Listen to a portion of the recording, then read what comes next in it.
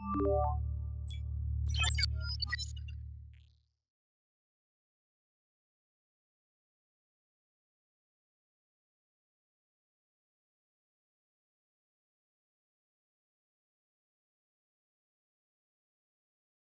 let's do this! On the next all-new episode of Ninja Kamui. Launcher's ready! Huh. Not on my watch!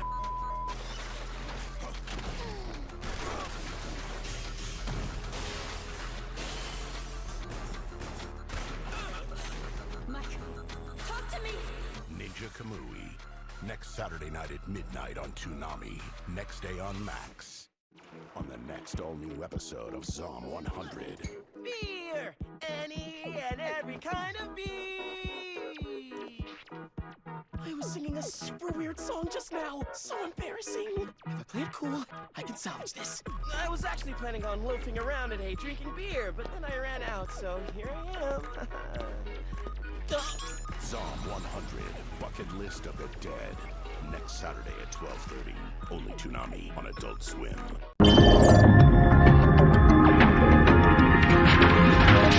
Hello, everyone. Welcome to Toonami Therapy. On March 26th of 2024, I'm Michael. I'm Tommy. And this is our podcast, Toonami Therapy, in which we talk about anime that we've been watching, sometimes other shows, and frequently, but not always, even talk about some things on Toonami. All right. Occasionally. So we'll start with that. We've got the Toonami shows to discuss. We don't have any real news, I don't think, other than the fact that Zom 100 is starting next week. But we already knew that, so... Yeah. Okay. So, we've got Ninja Kamui, where... So, we find out that it defies expectation. The character gets some flashback information, and they don't die right away. She actually, what's her name? I still keep thinking of her FBI lady, Asuka. I think that was her name. So she actually doesn't die. So good, you made me actually interested in this character, and you didn't immediately kill them off. I kind of hate the fact that I have to, say that that's kind of above the curve for some series, but anyway, so she survives. Our main character, Higan, manages to beat the bad guy. Then we do get another flashback, though, from Asuka, basically to talk about what her relationship with Hidan's wife was, which was basically that she was her mentor and she really thought highly of her. So, well, I'm using she and her in the same thing. It's not clear which one I'm talking about. Okay, Asuka says that she looked up to the woman who became Hidan's wife, and so she is, of course, annoyed about the fact she got killed, so that's why she's helping him, as I understand. And yes, that was essentially the episode. Yeah, I thought it was actually better than some of the... I thought it was actually a pretty good episode for the series. Not that it's necessarily a good episode, but it had me interested in it, at least, Yes, I thought this was pretty good also. It like I said, maybe it's just I was relieved, okay, you didn't kill the character off right after I started kind of caring about them. So maybe it was just that. But beyond that, the fact that the plot I followed better than usual, and the fact that the flashback information we got some more in this episode, but it explains things. Maybe it kind of went on a little longer than it needed to, but the information we got was good. So, yeah, if this is more what we'll be getting more of going forward, I think I've kind of been low on the show for a while, but I do think that it does seem to be showing more promise now. Mm-hmm. Yeah. Okay. So we get on to Demon Slayer, episode 44, which is instead of a half an hour, it's 3/4 of an hour. And if they had cut out the lengthy flashback, it would have been a normal length episode. Okay, so basically let's see. So Sound Hashira guy who is poisoned, well, Nezuko has the ability to, I guess, get rid of it. This apparently was kind of established before, but she does that, so he survives. So if you were thinking, which I'm actually kind of appreciative of, because it would have been annoying if they had 2 arcs in a row, introduced a Hashira, one of the Hashira guys, and they're like, oh, this guy's really strong. Oh, he dies at the end. The weird thing is that I feel like throughout this arc, I feel he got more development and more reason to care than Sengoku, whatever. It was something Goku, the flame guy in the previous one, because he was like not really there, and it's like the saddest thing ever that he dies. And then this character, who I actually would have been more sad about dying, survives. Okay, so then we get like I said, those other 2 demons who were siblings are basically arguing with each other while they're in the process of decomposing. But then Tanjiro and Nezuko show up, and Tanjiro gives a speech about how you should care about family, or I can't remember exactly what he said, but it's something like that. So then they die, and we get a big flashback about them that again goes on for like 12 minutes or something. About them. I won't just about the difficulties of their lives and all that stuff before they became demons, like the show does for like every demon that dies, it seems, except for that guy in the Mugen Train. He just dies and we don't get his backstory, I don't think. Anyway, so there's that apparently what happens with them is that he's supposed to go to hell, but she's supposed to go to heaven, but doesn't want to leave him, so they go to hell together. Happy ending, I guess?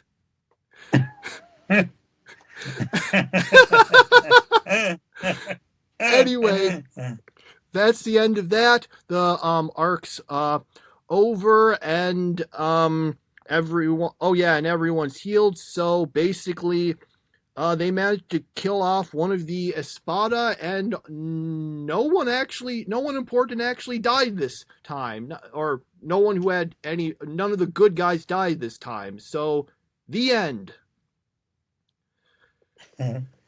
So, go ahead. I was just going to say, so we, of course, get the obligatory, okay, they're about to die. We get the big backstory thing that's supposed to explain everything about them and be emotional. And I'll be fair, there's some kind of emotional stuff in it. But again, this is about characters who are about to die and not be in the series anymore. So what was the point of that? It's so weird for me to say, Demon Slayer, why couldn't you be more like Ninja Kamui? Because they did more like Bleach. We got the flashback, and the character didn't die right away. Yeah. Speaking of heaven or hell, so I'm going to this basketball game in downtown Pittsburgh on Saturday night, and there's like this guy with a big megaphone shouting, "Are you going to heaven or are you going to hell?" And there's all these people with these posters and stuff. It was so awkward. And they were bombarding everyone who was trying to go into the arena. So I just thought that was pretty funny. So I kind of think on the whole this was kind of a weak ending to the arc, unfortunately. If it had just been, okay, they won, it's just a flashback. It's so long, and it's all about, again, it's the same problem I've had so many times. You get the big backstory just when the characters die, and then at which point it doesn't really matter anymore. My feeling is this: if you're going to do a character dies, here's their flashback backstory, it needs to really when I think of all the times that has happened and it's worked, and it's not many times, but there have been times when the character dies, gets a big flashback about all their motivations in life, and it worked. Every single time, it's because another character learns about it as a result, and then that information is relevant to them. Whereas here, it's just like we, the viewer, find out all about this. Okay, but this kind of feels like it doesn't do much other than let someone put it on their, on their page on the Demon Slayer wiki.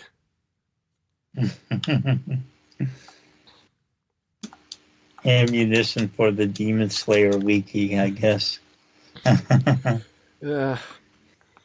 So I don't know. Okay. What is the Demon? By the way, what is the Demon Slayer Wikipedia called? Is it just Demon Slayer Wiki, or does it have a clever name? I think the URL is actually. Oh no, it's kimetsu-no-yaiba.fandom.com. That's the original Japanese name. So nothing special like Hunterpedia or Narutopedia or whatever. Nothing special about this one. No, you just go to the main page and it just says Kimetsu no Yaiba wiki. Okay.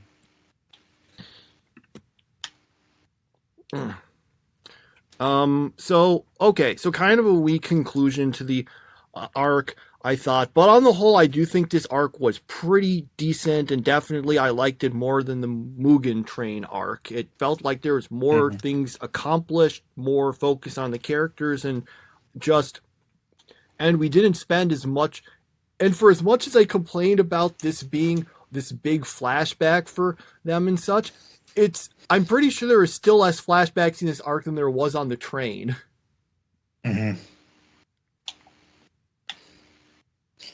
Yeah, I actually really like this arc, and you can tell because my rankings have put Demon Slayer in the top 3. How many times? 1, 2, 3, 4, 5, 8 out of the last 9 weeks. Demon Slayer, including this week, Demon Slayer made it into my top 3. So. Yeah, I'd say that's a pretty good arc, and it actually got me to like Demon Slayer, which, again, I gave it the 3-episode rule, and then I gave up on it, and now I came back to watch it, and I like it more than I did in the first place. So, yeah, good arc for Demon Slayer. Okay, yeah.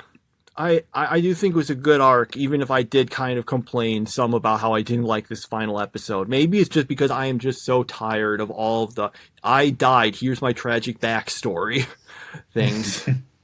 That's Survivor now, too. Survivor, before someone gets voted out, they have to tell their tragic story of how they got to this spot in their life. And people hate it. I hate it. My mom hates it, and but that's what Survivor is now. So we don't really have a choice in the matter. Okay, so we'll go quickly over Lycoris Recoil episode 10. So Chisato decides to close down the store. We then have. And then basically Majima's goal, we find out, is that he took all of the guns and then he distributed them around the area and then announced on like the television to everyone, hey, I've distributed all these guns everywhere. You should use them. And then in order to cause chaos and reveal the Lycoris. And yeah, that's the big stuff. Oh, well, there is the other thing because Majima kidnapped, I can't remember. Who did he kidnap? It was another character. I feel dumb. You kidnapped someone?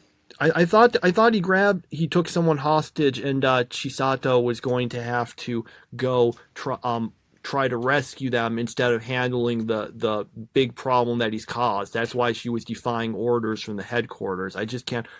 Which character was it again? I'm sorry, I'm being all dumb again. Oh yeah, it wasn't it like the person, or at least he claimed. I can't remember if this was the actual case, but the person who like gave her the artificial heart, wasn't that it? Okay. That's it. So yeah, that was our episode essentially. Mm-hmm. Yeah, not much to say about it except that, like you said a week ago, Lycoris Recoil the second time around doesn't seem as good as the first time. Yeah, I still like it, but I definitely just don't find it as interesting. I don't know if maybe, it's just a series that's better the first time around, or if I'm seeing issues I didn't, or whatever, but it's decent, but it does seem a little weaker the second time, which is one of the reasons I'm kind of going through it a bit quickly. Mm-hmm. All right, so then we have One Piece episode 658. So, so we find out two things. Well, technically we find out three things. One of which is that one of the gladiators we find out is actually the former king of Dressrosa, and the other, because all like the defeated gladiators are still being kept in that place, whatever it is. They all go. They like still seem to think highly of him, even though the general population doesn't. We do see one of them does get taken out and then turned into a toy, and apparently seems to lose like some of his is being controlled somehow when he leaves. Like he's like, oh well, I'm doing what they're saying, but I don't want to. So there was that. The other thing is that we get some information about the Tontatas, their backstory, and then we get, it's fun, and then as usual we get the thing in the title only happens at the last 2 seconds of the episode, where it's says, a big surprise, the true identity of the toy soldier. So the toy soldier says, you joke about how it happens in the last 5 seconds. This was more like 2 seconds when he just says, "I'm Rebecca's father," and I'm not. Also, it says it. Also, the title says it's a big surprise. I don't know if it was that big of a surprise.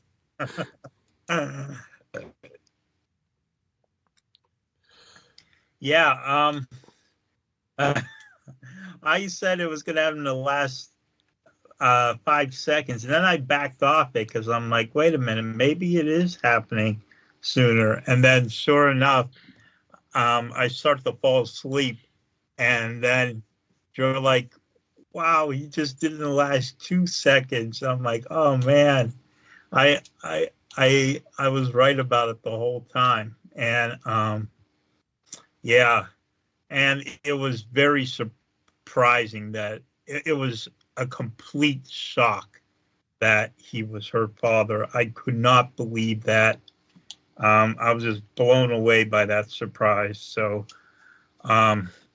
yeah, One Piece really, really got me with that one. So the episode as a whole, not really that interesting, really. Just to be honest, it just wasn't that interesting. I actually kind of liked it because we at least did get some information. Okay, so that one gladiator was King Riku. Okay, that was good information. And unlike the toy soldier, it wasn't super obvious. Well, I mean, I guess the gladiators went by the name like Ricky, I think. So maybe it was more obvious in retrospect. But I at least we got that. We got some more information about like the people turning into toys and stuff. I don't know. It just felt like we actually did get some useful information in this episode. It did not feel as padded out to me. It at least felt like there was more of consequence here than normal. I mean, it's still got the usual sort of padding and pacing problems, but I just think that it was not as bad as it often is. So actually, let me see how much did this adapt? This was wow, it didn't feel that terrible. This episode adapted most of a chapter. Not all of it, but most of it, which unfortunately is actually ahead of the par for One Piece episodes nowadays. Or actually, when I say nowadays, remember I'm talking about these episodes aired like 10 years ago in Japan. So if you're talking nowadays One Piece, I think I've heard it's much worse. Okay. So that was One Piece. Okay. So, what do we have next? We've got, we didn't watch Naruto. So we've got Shangri-La Frontier, episode 17. So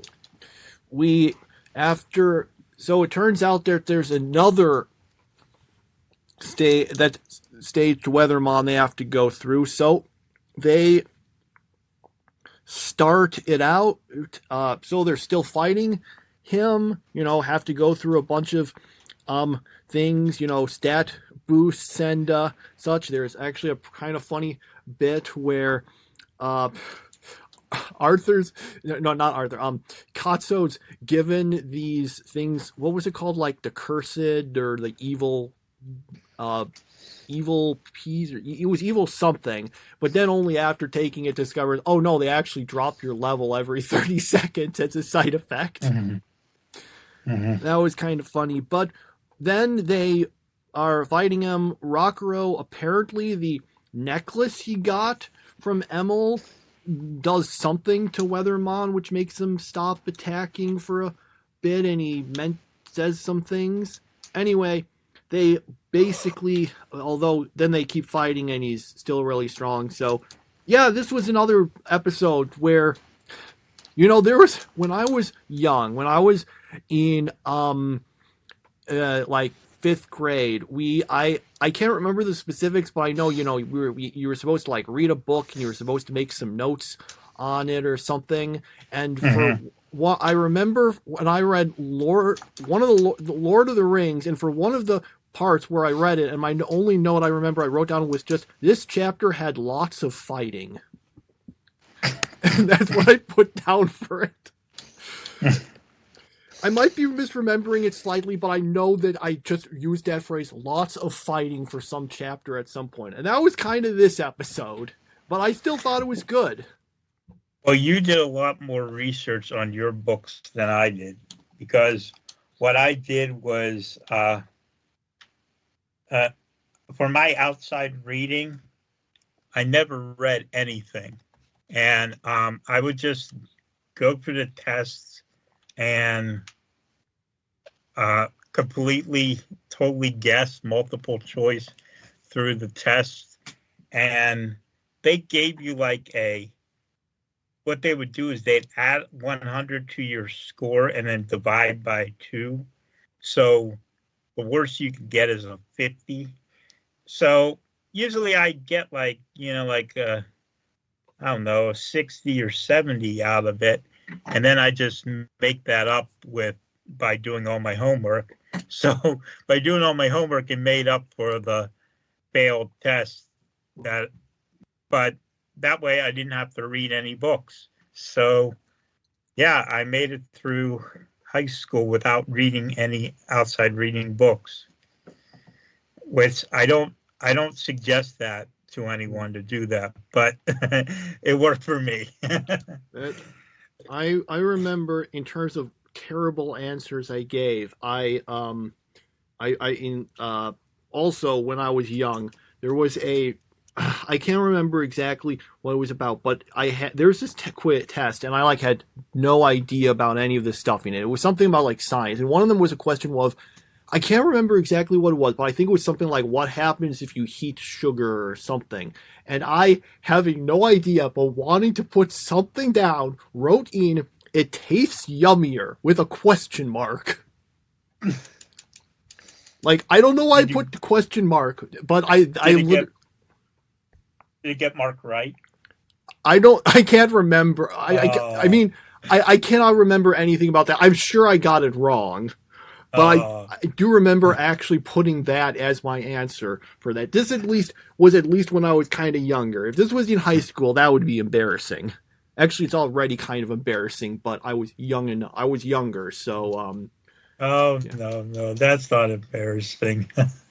You should see some of the things I did in high school. So, yeah, you're not embarrassing at all.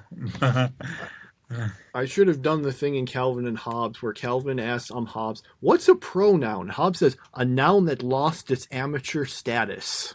And Calvin just thinks and writes and says, "Maybe I'll get a point for originality." Okay. Did you have anything more to say about the episode? Pencil gone. Yeah, pencil gone.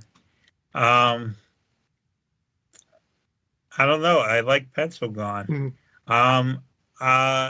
And the main character, Sonraku, I think his name is. I still can't get his name right after all this time. Is it Sonraku? Sonraku is his online handle. Yeah, I can't remember his actual name. I just call him Sonraku. Yeah, so he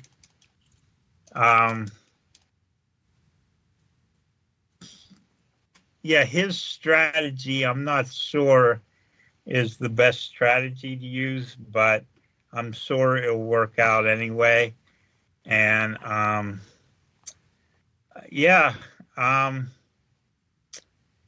what was I going to say? It was something. Oh, yeah, that SLF Theater mini thing had this story about that girl who's in love with him. Who is that girl? Is she someone in the game? So Ray, she's the one. She's not one of the three that are currently fighting. She's the one that goes around in like all like who's like basically completely clad in armor, and you don't see her face in the game because it's in a helmet. She's like the super armored character. Okay, that makes sense. Okay. Yeah. Okay. Yeah. I thought it was a fun episode. All right. So then we've I do want to say there were a few kind of fun things they did in the dub. There's a part where I should have checked to see if this was how it was phrased in the Japanese, but there's a bit where I think Sonraku says something about how let me just make sure I got this.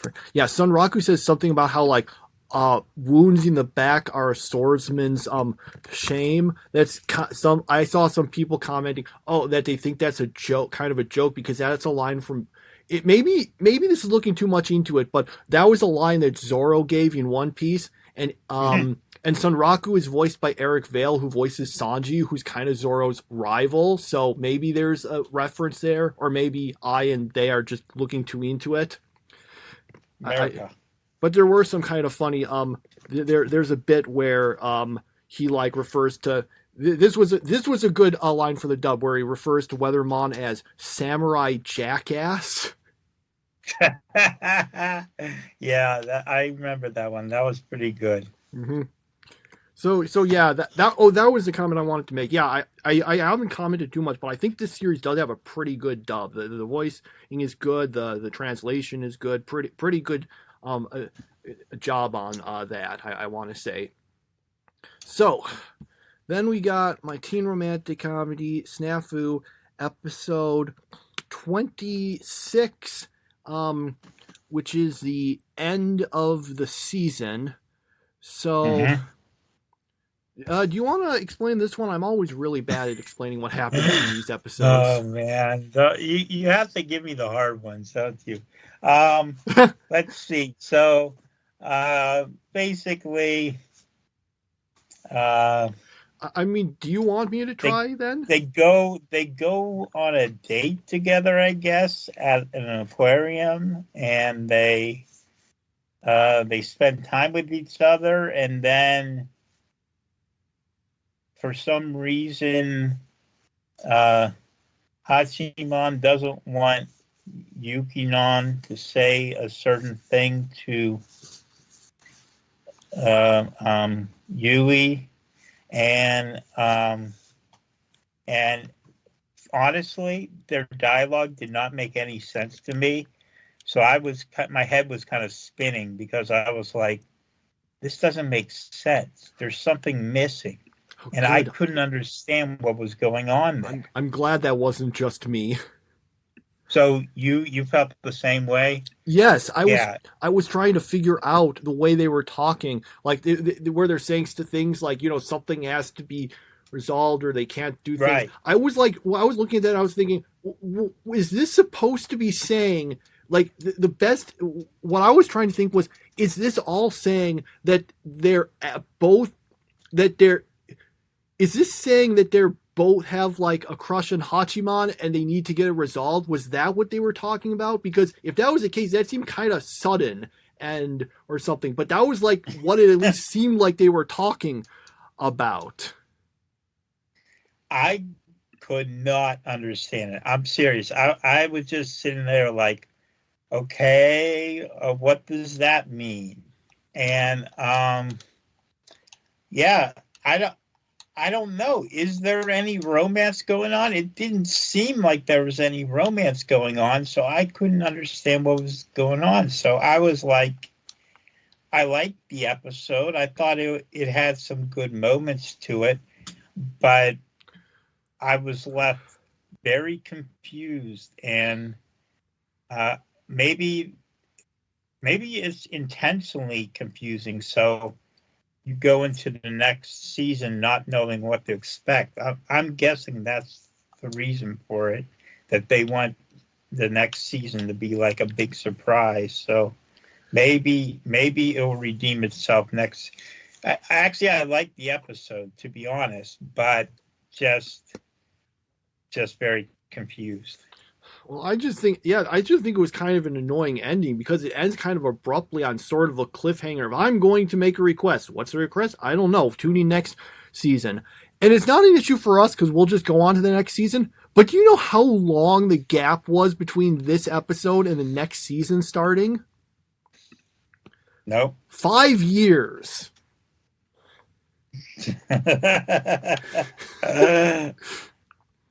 I'm like, did you really have to do it like that? You couldn't have, I don't know, ended on like a more decent ending? I mean, it's one thing to do a cliffhanger if you're going to go and resolve it pretty quickly, but it's another one to end just like that and then not get anything more for 5 years. I mean, there's like a reason that whole, I mean, I feel like that's a reason why they, in the initial airing of the first season of ReZero, they did not have that final "Who's Rem" line because that's a super big cliffhanger, and they thought we should have things be more conclusive. Oh, and by the way, just in case anyone's wondering, I might as well mention, for some reason, and this is especially notable because they just announced another season of ReZero. They had previously announced it, but now we know it's coming later this year. Somehow on Crunchyroll, the first season is not there anymore. They do have the director's cut, which is basically the first season with a few extra scenes, and the episodes are double length because they just kind of, combine 2 episodes into one. Also, they put, for some reason, they put an OVA midway through it. So if anyone was wondering what happened there, if you need to see season 1 of ReZero, you look at the director's cut. It is dubbed. So yeah, that's the thing. Don't put in a big cliffhanger if you're not going to immediately go and conclude it. But yeah, this was just a very confusing episode at the end where they're talking around things like like the evil villain group who, like they're saying like, okay, the plan is continuing. We must obtain that in order to accomplish that. So that he will be able to join, that sort of thing. Mm-hmm. So, yeah, unfortunately, I kind of wasn't that big on the episode, and that's why I kind of forgot a lot of. I was having trouble thinking of how to even describe it because I didn't understand it. Like, ask me to explain to summarize the last 2 episodes of Neon Genesis Evangelion. I can explain the congratulations scene, and that's it. Mm-hmm. Okay. All right. Anything else on that? Nope. All right. Then we got Full Metal Panic Fumoffu episode 9. Do you want to do it? Or... I'll do this one. Okay. Yeah. So we get a crazy fast forwarding scene where Tessa and her time at the high school goes by really fast, and we get to see Kaname and Tessa getting mad at each other and all kinds of stuff. But it's all from past forward, so we really don't get to enjoy those moments. Then we move on into her last weekend, and she says that she wants to go to hot springs because, of course. And so they go up to the hot springs, and Curse Weber is there, and he obviously wants to look at the girls, and he's got a couple of the other students who want to do it too, but Sosuke isn't having any of it, so he's set up guns to stop them from doing it. So I felt pretty good about Sosuke in this episode. I was like, you know what, I'm in favor of him here. He's doing what's right, and basically they go for this extremely convoluted plot to get into the girls' bath, and Curse gets gunned down, and he tells the guy, I think what was his name? Kazuma or something? Yeah, he's telling him that he has to do it as his last wish is to get a picture of those girls, and all that goes on. He finally gets there, and he ends up face to face with Sosuke in a certain position, and Sosuke tells him that the girls and boys switch pools. And although that was predictable, I still found it funny. And well, it is predictable because I've seen it before. But it was doubly predictable. But yeah, so, and now Tessa goes back to her normal life and goes back to being like a really smart person again, instead of this klutzy person that she was in Kaname's school. So she's back to normal, and that's it for her. And I guess the rest of the season is up to Kaname and Sosuke to take us home. So, obligatory. Well, I didn't like the fact they kind of forced in some fan service here. I mean, it's expected on the Hot Springs episode, but it still was kind of annoying. That said, there wasn't as much as I was thinking there might be based on the preview. But I still didn't really like the episode that much. And I know someone might say, oh, well, of course, Michael, it's because of the fan service. You didn't like the other previous episodes that had a bunch of fan service. But I think besides that, my problem is that the episode is basically one joke for half an hour, which is that they try to do the usual, peep on the girls in the hot springs, but Sosuke set up a bunch of military equipment to stop them. And which is kind of funny, except it keeps just doing that joke over and over and over. Again, I feel like this is something, if this had been half the length, would have worked a lot better. But it kind of wears out its welcome on this. I actually thought that the twist that was going to happen, though, was that the guys would, because of all the traps and stuff, they would have ended up stumbling to where they would have accidentally somehow stumbled upon where the girls were, except the traps would have destroyed all of their clothes, so they would have been the ones who got seen naked instead.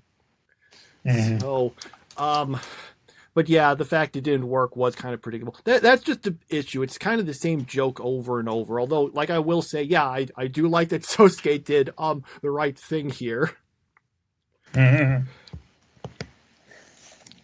All right, so we've got 3 episodes left. Yes, 3 episodes. Yeah. Okay. Yeah. The other thing is that I'm a little as a more minor thing. These episodes with Tessa, the previous ones before this, I think they all made a good amount of sense. If you've never seen Full Metal Panic, you can kind of understand the premise. This one, I'm just like, okay, if you haven't seen Full Metal Panic, you will be so confused about who Tessa is. Yeah, really. Okay, so beyond that, then we've got the last one, Dark Gathering, episode 4. So they're the characters basically, they were, as I understand, weren't they trying to go to because they were going, they were going to be attending the college, right? So they were going there to look at classes and stuff, I think. So they end up going to a sort of one about supernatural stuff, and they watch a video, except it's an evil cursed video that will make the person who watches it die, or at least more specifically, it'll make Keitaro, it hits Keitaro, and which makes it so that he starts bursting into flames, and they figure out that the way to beat it is that they need to force the spirit to watch the video so it affects that, so that it goes back to the spirit instead of him. And they manage to do that, although it also requires them to be driving really fast to make the fire go out, such. And ultimately, they managed to get it all taken care of, and he survives all that, and that's basically the episode. So, also the teacher we see, he looks totally like Aizawa. I think that's his name. From My Hero Academia. Eraserhead, the guy who can disable quirks by looking at you. Yeah, this was a great episode. I thought it was a cool concept and kind of scary, and just a good episode, I think. So, I enjoyed it, and I don't really have much to say. I liked it. So. I think this was probably, of the 4 episodes, probably the weakest, but I still liked it. We had, it has the stuff. We got some spooky stuff, we got some fun adventure stuff, and we got some funny stuff, and it managed to all mix together pretty well. So, yep, I do think it was kind of funny that the plan is, okay, we will defeat the evil spirit by making it watch the video itself. Well, it seems a more permanent solution than, I never saw the movie, but wasn't the way that you survived the curse of the evil videotaping the ring was that you just had to make someone else watch it? You know, I saw someone do a creepy Ring cosplay where they like literally had like a projector putting up like an actual like screen, and the person climbed out of the screen, and it looked like they were climbing right out of the television. It was really creepy. Yeah. I didn't see it. I remember like a bunch of kids at school were talking about it. It kind of had the weird thing where I don't think quite as much as the discussion as the Blair Witch Project got, which is kind of funny because when the Blair Witch Project came out, which actually another movie I didn't see, that was 3 years earlier, and we at that age we were like, yeah, wow, I'm surprised this many people at my age were actually watching the movie. The Blair Witch Project came out 25 years ago. I'm feeling so old. Anyway, yeah, I don't have anything more to say about that. Just a fun episode. All right. So that's all of our series. I guess we can move into the top 3 rankings for them. Yeah. So first place is Dark Gathering. Second place is SNAFU. And third place is Demon Slayer. Okay. So for me, let me just give them. All right. So I'll put them in this order. I'll put Shangri-La Frontiering first, then Dark Gathering, and then, maybe this is just me grading on a curve, but I will say Ninja Kamui. Okay. Yes, those are my episodes then. All right. Anything anything else anime related to discuss? Yep. So as I plan to make a feature here on the show, I'm watching 3 things outside this show. The first 2 I'll go through rather quickly. I watched the second episode of that show with a really long name. Banished from the Hero's Party, I Now Live a Quiet Life in the Countryside. It was kind of slicey of lifey, it was there was some interesting things, though it is a little slow as a show. So I don't know, it's gonna have to improve a little bit if it's going to win me over. Chances are it makes it past the 3 episode rule, but further is still a question. Oshi no Ko, watch episode 3 of Oshi no Ko. I absolutely love this series, and so disappointed with myself for not watching it back when I watched the first episode, because it would have been fresher in my mind. But I know everything that's going on, and I really like this show. It's hopefully it stays as good, but it has survived the 3 episode rule. So there you go. The other thing I'm watching is the Netflix Cowboy Bebop. So we got episode 4. Oh boy. This okay, so Faye Valentine, her dialogue, like everything she says, it's literally as if someone took George Carlin's 7 words you can't say on TV, and they gave it to her as her script, and that's all she's allowed to say, because only things she says, and I'm not exaggerating, almost everything she says is some sort of curse, swear, or or dirty word or offensive word. Everything she says is like that. And I'm like, that wasn't the Faye Valentine of the. She wasn't like that bad. I mean, yes, she was a rebel, but she wasn't like, threatening to sue people's balls off. And I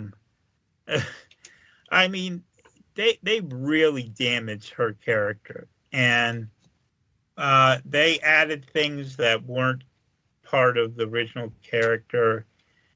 I unfortunately found out by spoiler that they added something else about her character that isn't true to the original. And just Faye Valentine is completely butchered.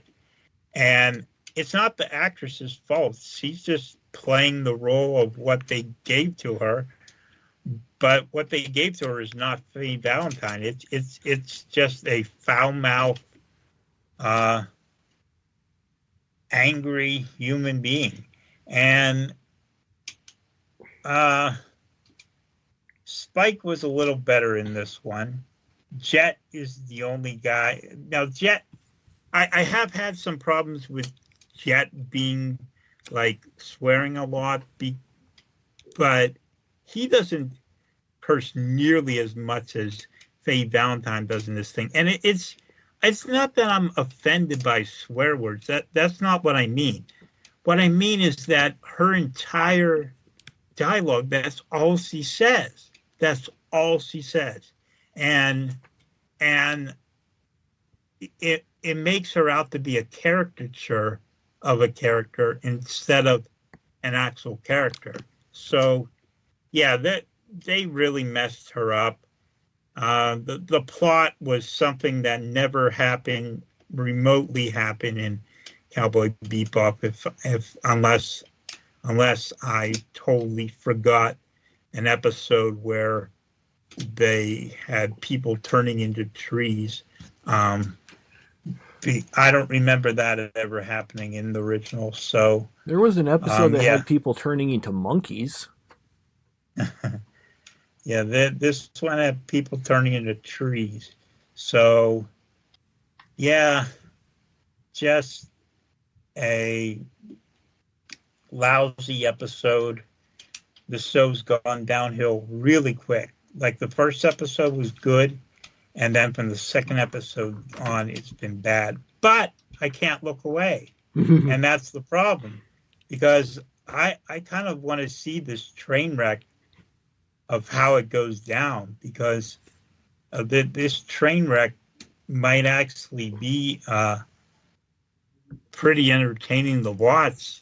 We get to the end of the season, maybe it's going to be so bad it's awesome. So who knows? I guess I'm just going to have to stick it out for the final 6 episodes, no matter how bad they are. Okay. Yeah. Sorry, didn't mean to take up that much time. No, that was perfectly fine. I was actually interested. You're sparing me the trouble of having to watch it. Yeah. Yeah. I don't really have too much else, anything to really say about anime. So I guess that's it for our anime discussion. So if that's what you're here for, you can leave. We did both watch The Amazing Race, so if we want, we could talk a little about that. Although unfortunately, I missed.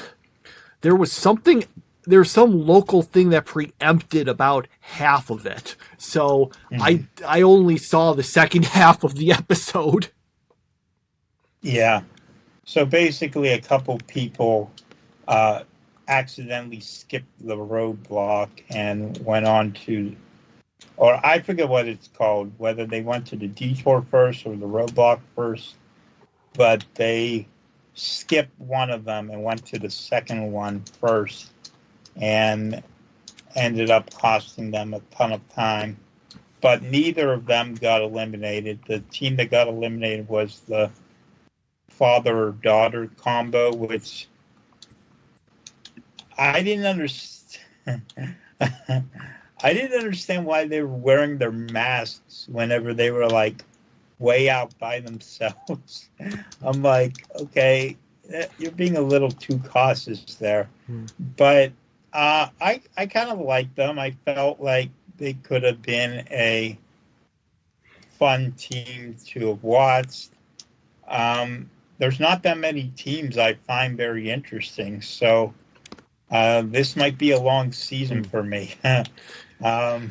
Last season, I liked a bunch of the teams, and this season, I just feel like there's no one worth rooting for, so who knows?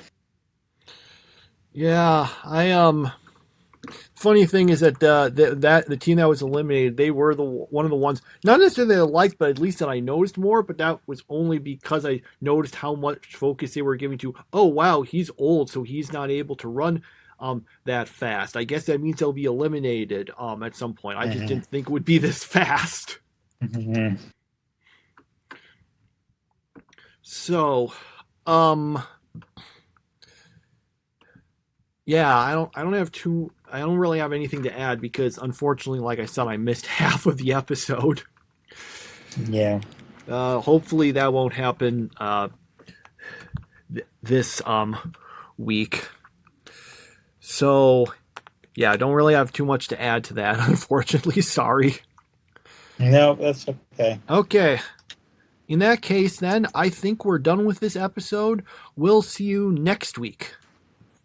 Bye. What is the Song of Salvation? Nobody knows. Well, do we at least know the running time? Roughly? Nobody knows. Does we at least knows what keys it ends in? What happens if we do it wrong? The world will be bathed in blood. All that is good will be dead. Metalocalypse, Army of the Doomstar, premieres Friday, April 5th at midnight on Adult Swim. Next day on Max.